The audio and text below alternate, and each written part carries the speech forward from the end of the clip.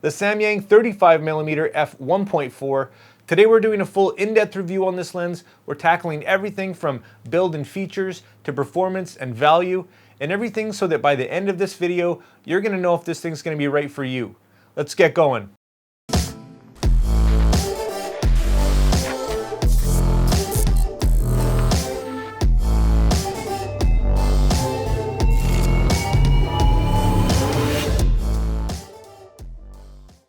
So here it is, the Samyang 35mm F1.4. A fast, inexpensive, mid-range prime, and despite its price, its performance might surprise you. This is one of Samyang's AF series lenses, which does have several different focal lengths depending on your needs. If you are interested in any of the other lenses, make sure to check out my review on each of those as well. But today, we're just focusing on the 35 1.4. And if you're just starting to research this lens, here's a few basic specs for you to get you started. By the way, if you are new here, my name is Stefan Malik and I do a lot of photography and filmmaking tutorials, so if you like this type of content, make sure you hit that like and subscribe button.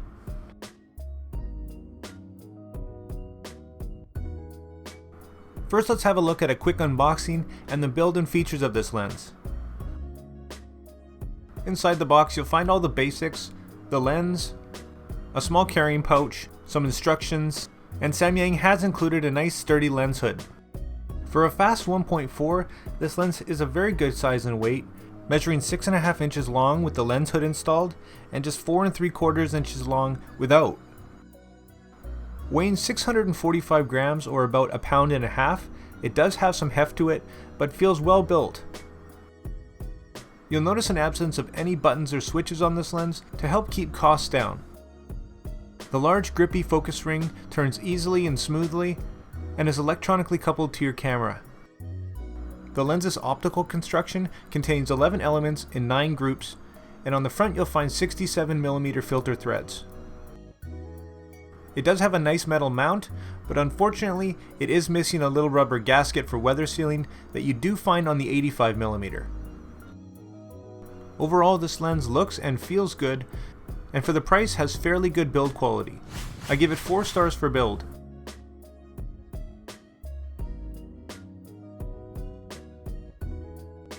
Like a lot of Samyang's lenses, this thing's packed with value. You can often find it on sale, but its price does fluctuate. It's going to be hard to find another 35 1.4 around $500. As far as its competition, look for the Sigma 35 1.4 Art, which is a fantastic lens, the incredible and very expensive native Sony Zeiss 35 1.4, and don't rule out the newer Sony 35mm f1.8 for ultimate size and portability. So there are other options, which is great, but the price is right, and in terms of value, I give this lens 4.5 stars.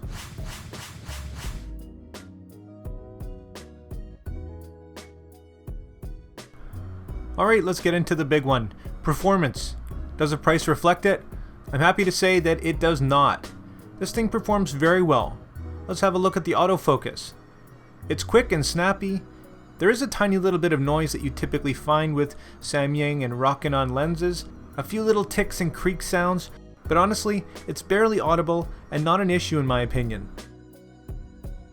Video face tracking and general autofocus was fantastic, and stills even better.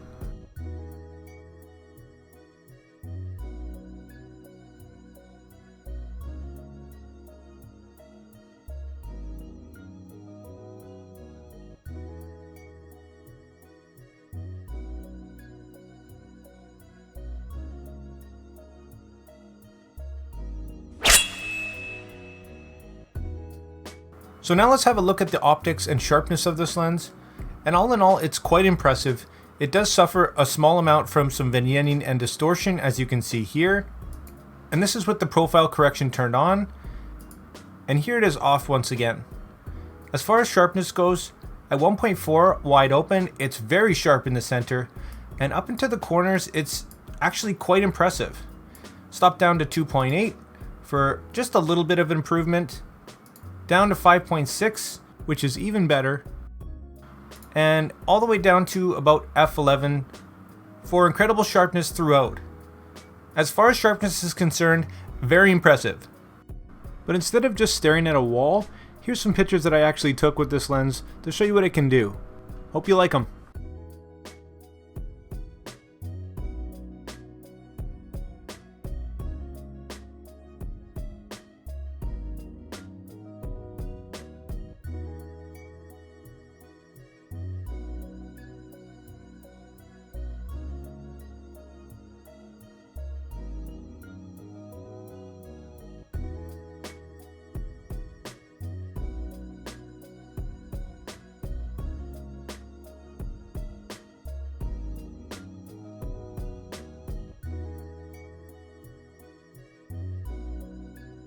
I've been really impressed with some of the shots that I've been able to get with this lens.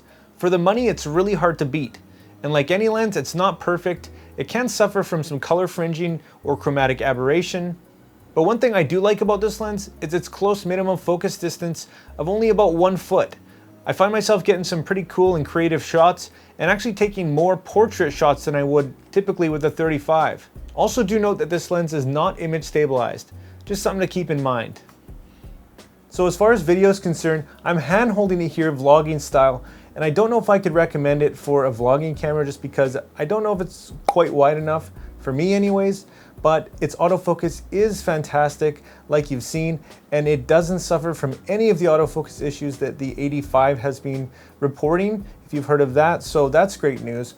All in all, I would say I can't recommend this too much for video just because of the size and weight mainly, making it not ideal for gimbal work.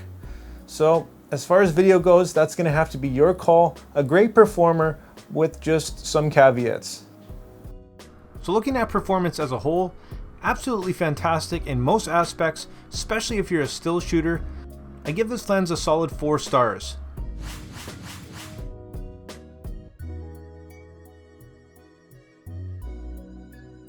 So wrapping up this review, I think this lens has a lot going for it, an incredible value, great performance, and like always, here's my personal pros and cons for this lens.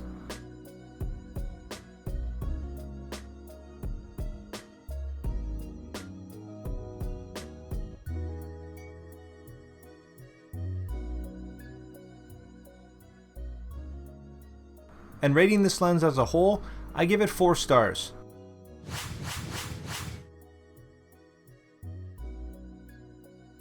If you're a subscriber, you know I also like to rate things on a scale from never think about again to consider to definitely buy. And if you're in the market for a reasonably priced, fast 35mm, definitely give this thing some strong consideration.